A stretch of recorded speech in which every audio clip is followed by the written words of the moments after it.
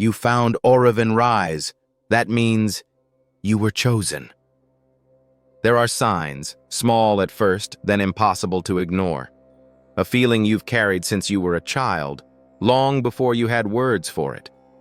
A weight, a knowing, a strange sense of being watched over but also watched closely. You couldn't explain it, but you could feel it. Like your life wasn't entirely your own. Like something was quietly observing, guiding, maybe even testing you. Others around you lived their lives without question, but not you. You asked why before you knew what questions meant. You felt the edges of things, of people, of situations, before they even unfolded. You were marked, and deep down, you always knew. To everyone watching this video, stay with us until the very end. This is not a story. It's a reflection of your soul. And if this message resonates with you in any way, write your warmest wish in the comments below along with 777, the number of divine alignment. Let your intention echo into the universe. This is a space where energy moves, where truths rise, and where your wish can be a thread that weaves into the collective awakening. You were not brought here by chance. Your presence here is part of the remembering. Now take a deep breath and listen not just with your ears, but with the part of you that has always known. There's something sacred about being marked from the beginning. You weren't born into ease. The world didn't open its arms and welcome you softly. Instead, you were shaped by contrast. You noticed the discomfort of others before you understood your own. You felt out of place, not because you lacked value, but because your value was beyond what most could recognize. The environments you were born into were not always nurturing, and yet, something in you endured. A fire that wouldn't extinguish, a whisper you couldn't silence. That whisper was your remembering. This mark, invisible to the eyes of others, became the blueprint for your resilience. While others celebrated conformity, you questioned everything. You were not made to blend in, you were built to stand apart. But standing apart isn't easy, especially when you're young. It brings isolation, mockery, misunderstanding. And yet, the more the world rejected you, the more the mark on your soul glowed. Not to wound you, but to remind you, your path was never meant to be average. You weren't designed to sleep through life. You came to awaken others by first enduring your own awakening. And that awakening was not gentle. It came in waves, through heartbreak, through abandonment, through dreams that shattered and identities that cracked open. You tried to be like others for a while. You tried to forget the feeling, but forgetting only deepened the ache. Because when you're marked, pretending becomes a prison. Fitting in feels like dying, and eventually the soul refuses to play along. This is the point most marked ones reach, the silent collapse. The moment everything breaks, not to destroy you, but to expose what was never you. The identities you wore, the beliefs you borrowed, the roles you performed, they begin to unravel. And beneath them a truth pulses. It is not new, it is ancient. It says, you were chosen, not for perfection, but for purpose. Not to be above others, but to go deeper than them. You were marked not to escape this world, but to help transform it. And so your life became your initiation. Every hardship, a teaching. Every betrayal, a lesson. Every loss, a refining fire. You weren't being punished. You were being prepared. Prepared to hold more light. Prepared to speak truth in rooms addicted to silence. Prepared to see beauty in places others called broken.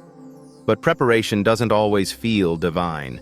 It often feels like abandonment, like pain, like endless waiting. But this waiting was never empty. It was a cocoon. And inside it, you changed. The world sees transformation as a grand event. But for the marked ones, it happens quietly. In the in-between spaces, in the tears cried alone, in the decisions no one applauds, in the nights where you whisper, "I can't do this anymore," and yet somehow you do. You rise, again and again, not because you have to, but because you are called to. The mark on your soul is not erased by pain. It's etched deeper. It becomes a seal, a reminder, a promise. And that promise says, when the time comes, you will remember. You will feel the stirring, the call. It won't be loud, it will be subtle.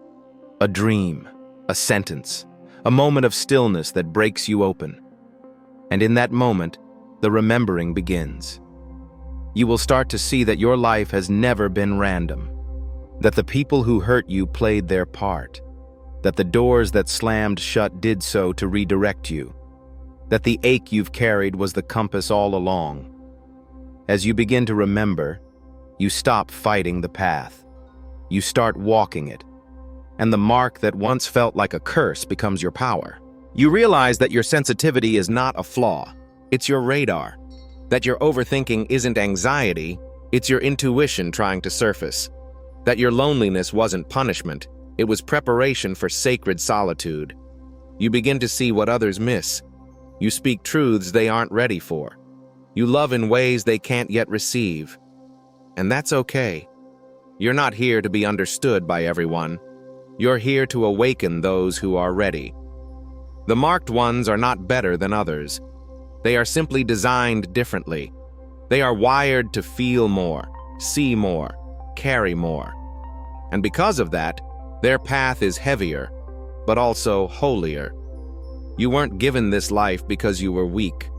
You were given it because you could alchemize pain into purpose, because you could walk into darkness and not forget your own light, because you could endure the silence of being unseen and still choose to be real. And now, as your remembering deepens, you begin to attract differently. Not because you change who you are, but because you become who you've always been. The masks fall away, the roles dissolve, and the people meant for your next chapter begin to arrive. Not to fix you, not to save you, but to walk with you, to reflect your truth, to remind you of your strength. You realize that your mark is not a boundary, it's a beacon that draws in those who have eyes to see, those who've walked through their own fire, those who don't fear your depth because they've met their own. And in those connections you begin to heal, not in the sense of being made perfect, but in the sense of being fully seen, fully held, fully alive. The mark that once isolated you now becomes the thread that weaves you into a soul tribe you never knew you needed. But even then, the journey doesn't end. The remembering continues, because being marked isn't about reaching a destination. It's about living in alignment, listening when others distract, trusting when others doubt, standing when others sit, speaking when others stay silent. Your life becomes a living message, not because you preach, but because you embody what it means to wake up, to rise, to carry light in a world addicted to shadows. You begin to understand that every moment, yes, even the painful ones, has led you here. That your story is not a tragedy, it's a transmission. It carries codes, lessons, frequency. And those who hear it, feel it. They may not know why. They may not have the words, but your presence stirs something ancient in them, because remembering is contagious, and your remembering activates others. You were marked since birth, not for suffering, but for service. Not to be worshipped, but to be witnessed. Not to lead with ego, but to guide with presence. Your path may not be easy, it may not be popular, but it will always be sacred. And the more you embrace it, the more the world will change, not through force, but through frequency, through the ripple of your truth. As the remembering grows stronger, something shifts in the way you move through the world. You no longer chase validation from the outside because your identity is no longer constructed by the outer voices. You start seeing through the illusions, the social roles, the cultural conditioning, the generational patterns you were born into. Where others see rules, you begin to sense cages. Where others find comfort, you sense complacency. It's not because you're rebellious by nature. It's because the mark on your soul won't allow you to settle for less than truth. You begin to walk away from things that no longer align, not in bitterness, but in quiet reverence. Because you realize that every place you leave behind is making space for the next layer of your becoming. The friendships that fall away, the environments that no longer feel right, the beliefs that once held your life together, they all start to dissolve. And as they do, there is grief, there is confusion, but there is also clarity.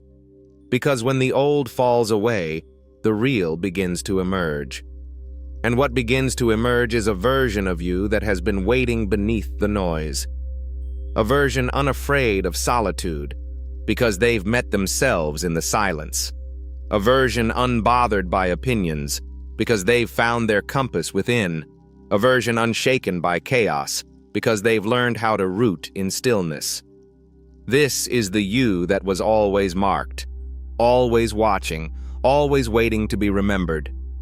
This emergence isn't a single event. It's a slow unraveling. You'll still doubt. You'll still question. You'll still stumble. But each time you rise again, the voice inside you grows louder. The guidance grows clearer. You stop asking the world for permission, and you begin asking your soul for direction. And your soul always answers, though rarely in words. It speaks through synchronicities, through sudden awareness, through subtle tugs at your attention, and you begin to follow, not blindly but with sacred curiosity. Marked ones do not walk straight lines. Their paths are spirals, loops, labyrinths. They revisit the same wounds at deeper levels. They learn the same truths from different angles. What once felt like failure now feels like refinement. What once seemed like delay now reveals itself as divine timing. You learn to trust not what is fast or flashy, but what is true. Because you're not in a race, you're in a remembrance. You begin to see the threads, the way everything connects, the way your pain taught you compassion, the way your silence taught you to listen, the way your isolation carved space for the sacred. You see how every time you were broken, you didn't shatter, you expanded. And that expansion wasn't just for you, it was for the world. Because marked ones are not just on their own journey, they are carrying codes for others. Sometimes the people you impact the most are the ones who never tell you.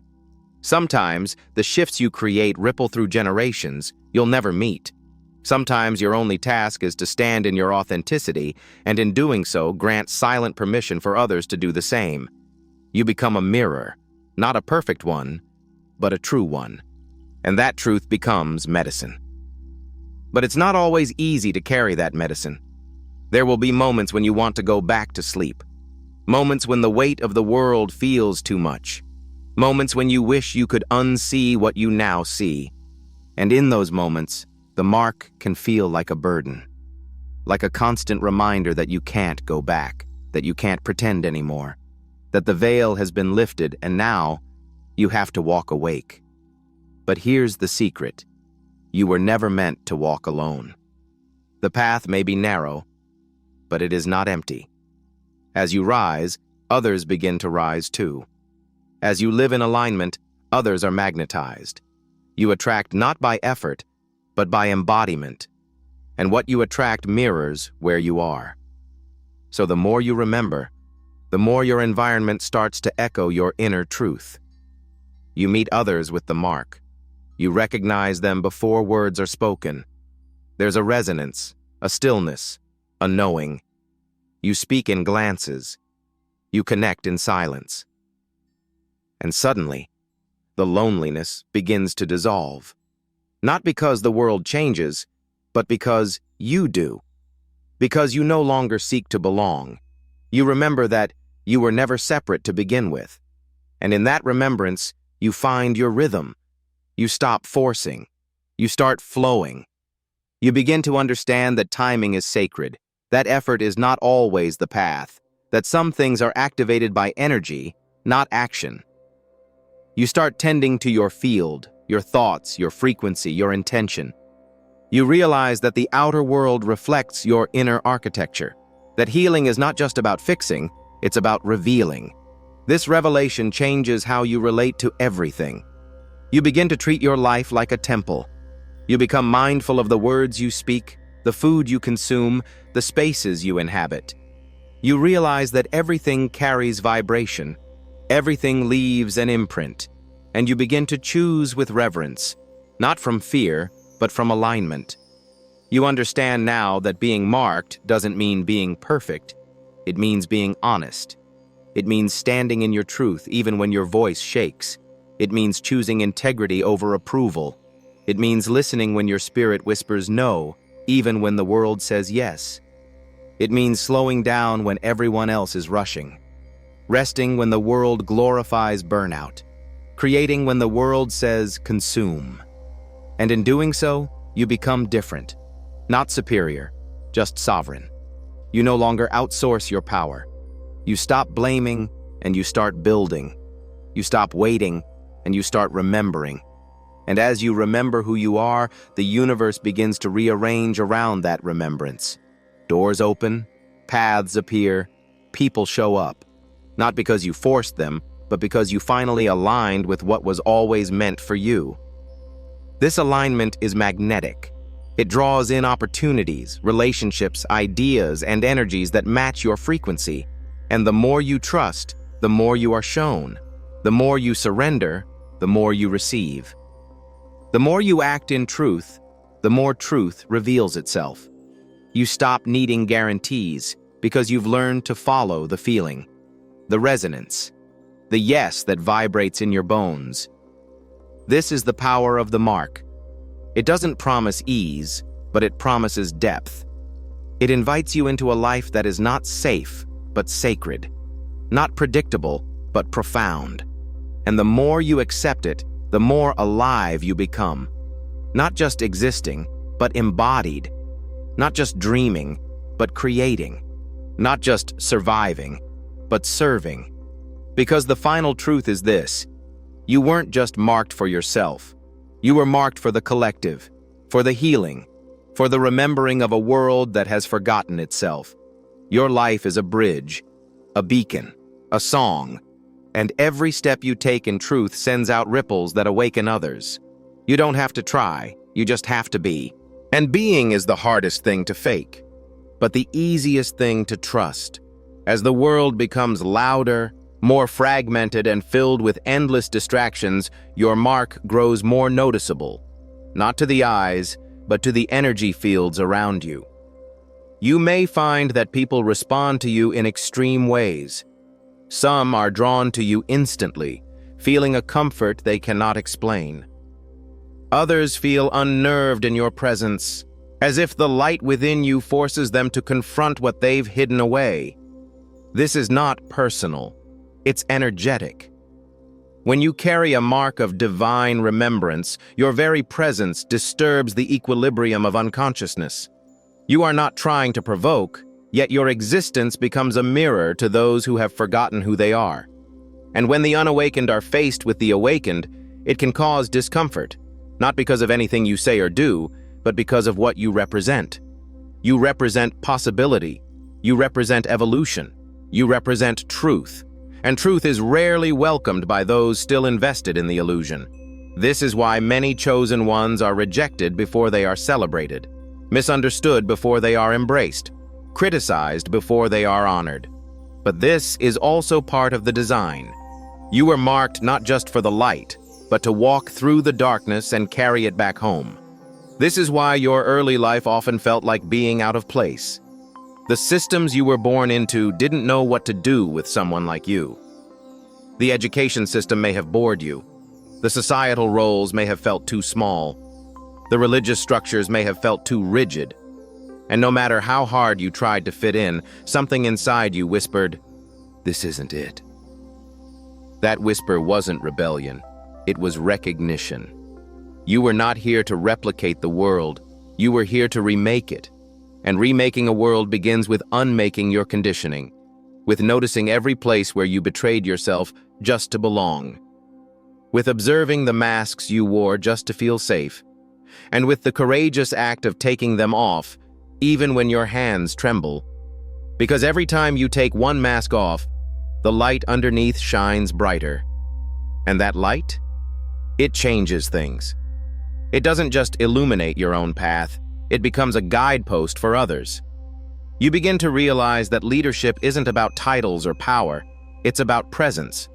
It's about embodying a frequency so anchored, so clean, so honest, that others feel safe to return to themselves in your company.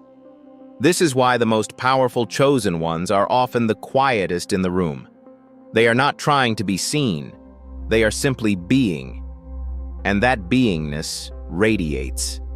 It shifts things. It whispers to the subconscious of others, "You can be this too."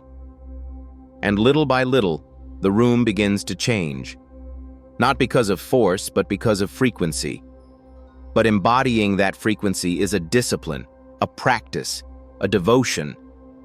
It requires you to consistently return to yourself, to choose clarity over chaos, stillness over noise, alignment over approval, and most of all, it requires you to stay awake, especially when it would be easier to numb out. Because being awake means feeling everything. The beauty and the ache, the expansion and the contraction, the joy and the grief. It means being present to all of it and resisting the urge to bypass the uncomfortable. It means choosing wholeness over perfection, integration over escape. Marked souls are not immune to pain. In fact, they often feel deeper than most. But they learn how to transmute that pain into art, into wisdom, into healing. They become alchemists, not by study, but by survival. And what once felt like punishment reveals itself as preparation. Because pain is a portal. It's where the ego shatters and the soul steps forward. And when you let yourself go there, fully, honestly, bravely, you don't come back the same. You return softer, sharper, wiser. You return whole, and wholeness is magnetic. It calls in people and places that match your true self. It makes you a channel for messages, creations, and miracles that never could have flowed through your fragmented self. And suddenly, life begins to feel less like a struggle, and more like a conversation, a co-creation. You start noticing how the universe responds to your inner alignment. You think something and it appears. You feel something and it manifests. You release something and a door opens, not because you're manipulating reality, but because you're in tune with it. You're speaking its language now, the language of vibration, of presence, of truth. And the more fluent you become in that language, the more graceful your path becomes. Not easier, but more guided. You stop trying to control everything and start listening. You stop demanding answers and start trusting the process. You realize that your soul always knew the way. It was your conditioning that clouded the map. And that's what being marked since birth really means. It means your soul came encoded with the coordinates. You may have taken detours, you may have gotten lost in the noise, but the map never disappeared. It just waited for you to remember. And once you did, it began lighting up again, step by step, moment by moment. You didn't need to find your path.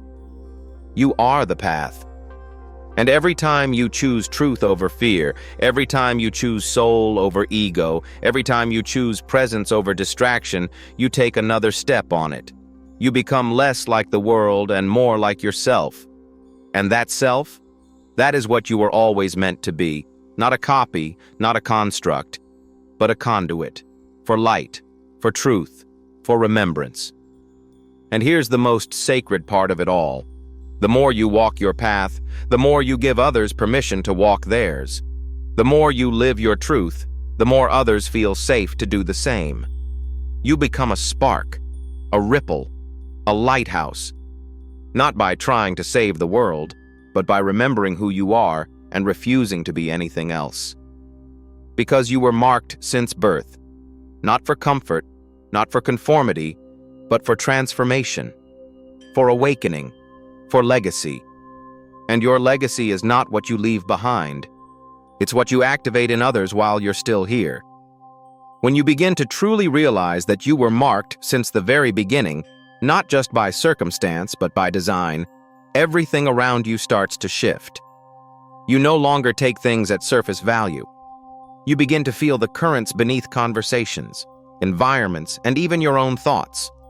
Life no longer happens to you. It starts happening through you. And that awareness alone changes everything. But with great awareness comes an equally great responsibility. Many people believe that awakening is the destination, that once you realize your divinity, your uniqueness, your mission, that the struggles vanish, that peace becomes permanent. But that is only the beginning. Because to know you were marked is one thing. To carry what that means in your day-to-day life is another. You begin to notice how sensitive your energy becomes. Things that used to go unnoticed now feel overwhelming. Crowded spaces, meaningless conversations, superficial distractions, they all drain you faster than they once did. Not because you're weak, but because you're tuned. And when you're tuned to a higher frequency, static becomes unbearable. That's why solitude becomes sacred, silence becomes medicine, and stillness feels like home. You'll find yourself retreating, not to hide, but to remember, to recharge, to realign.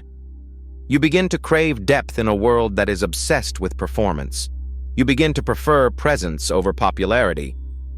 And perhaps the most surprising of all, you begin to treasure slowness in a culture that glorifies speed. It's not about escaping the world, though. It's about engaging with it differently. You realize that your sensitivity is not a flaw. It's a compass. It tells you when something is off, when someone is draining you, when a room needs your light, or when it's time to go. You stop doubting your instincts because they've proven themselves too many times to ignore. And every time you honor them, you grow stronger, clearer, quieter inside. Because the mark you carry is not just visible in what you say or do. It's present in how you move, how you listen, how you observe. You begin to notice the energy in things. You start to feel who someone is behind their words. You sense when someone is lying, even if they smile. You sense when someone is hurting, even if they laugh. This kind of perception can be isolating, but it is also empowering. It means you can no longer be manipulated like before. It means you will not be easily misled. It means your soul is alert. And the world around you, especially those who have not yet awakened, may not always know how to respond to that. Your clarity can make people uncomfortable. Your honesty can seem too intense. Your peace can look like arrogance. But remember this. Those who cannot recognize light will often call it something else until they're ready to see. You are not here to dim your flame to match the room.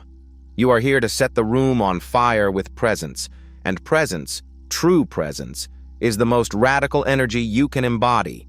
It disrupts unconsciousness. It interrupts suffering. It silences chaos. You walk into a space and without trying, you alter the atmosphere. Not because you said something profound, but because your frequency is unwavering. But here's the catch. To maintain that frequency, you must protect it. Not everything deserves your energy. Not everyone can walk with you through this part of your path.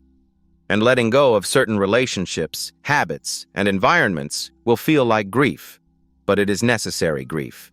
It is sacred pruning. You cannot grow new branches while clinging to dead ones. And if your soul came here to become a tree, standing tall in divine remembrance, then shedding is part of the process. There will be days when you feel empty, not because you're lost, but because you're shedding who you're not. There will be nights when you question everything, not because you failed, but because you're evolving. There will be seasons when nothing makes sense, when your outer world feels chaotic while your inner world remains calm. That's not confusion, that's recalibration. And if you stay the course, if you stay devoted to what your soul knows, you'll begin to see the pattern, the deeper rhythm beneath the chaos, the hidden order behind the breakdowns, and you'll understand why certain doors had to close, why certain people had to leave, why certain opportunities fell apart, not because you weren't good enough, but because they weren't true enough. You were never meant for anything that required you to abandon yourself. You were never marked to be small, silent, or scared.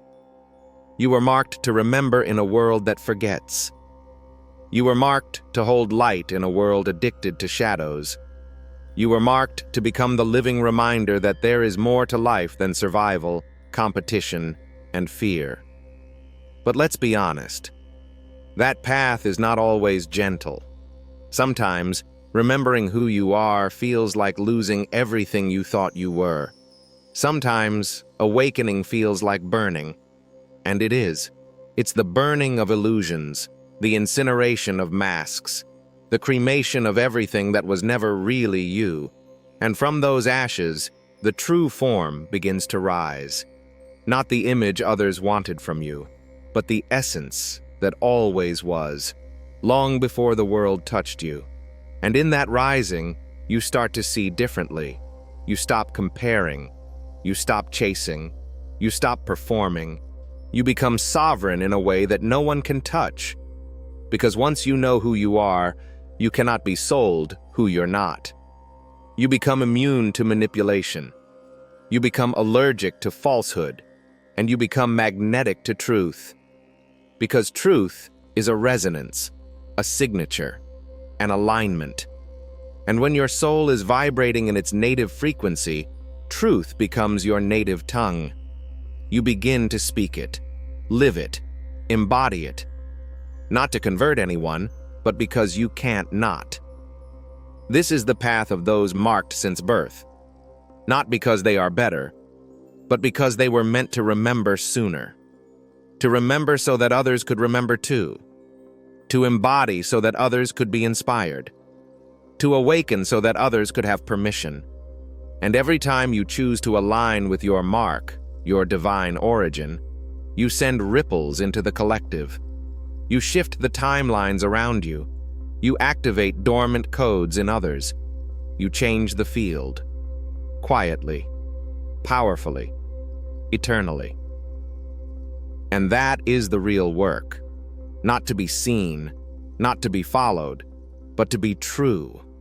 Because in a world full of noise, being true is the loudest sound there is. If this message found you, let it rest in your spirit. Until we meet again, stay awake, stay chosen,